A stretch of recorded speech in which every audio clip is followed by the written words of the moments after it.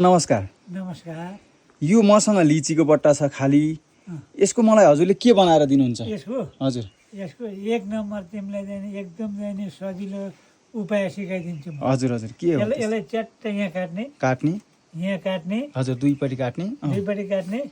यो चाहिँ सबैलाई काम लाग्ने चिज होइन मामा? यो सबैलाई काम लाग्ने एकदम गजिलो। हजुर अनि यसको यता काटेर बनाउने हो। यस्तो बनाउनु पर्छ तिमीले उपहार। ए कस्तो राम्रो। अनि यो सर्दैन मामा? कहीँ सर्दैन। ए एकदम चाहिँ यो कसरी हाल्ने हो त मामा? अनि यसलाई यहाँ काट्ने अनि यसरी यो सट्ट चाहिँ यसरी लाउने। हजुर लगाइसकेपछि अनि ट्याक्कै यो मुठारेपछि अनि एउटा ठेसो ठोकिदिने, टाइट भइगयो। ए कुच्चो त एकदम ल गाइस। ल यो चाहिँ हाम्रो पाहाडतिर एकदमै काम लाग्ने। अब सहरियाले त अलिक फरक गर्नुहुन्छ हो कि?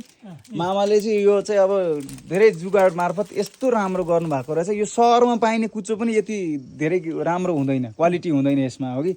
अब यो फाट्दा पनि नफाट्ने, डोरी अल्झेर पनि केही डिस्टर्ब नगर्ने, बान्जाको झन्झट पनि नहुने। लु एकदम राम्रो आइडिया सिकाइनु भयो, धन्यवाद मामा हजुरलाई।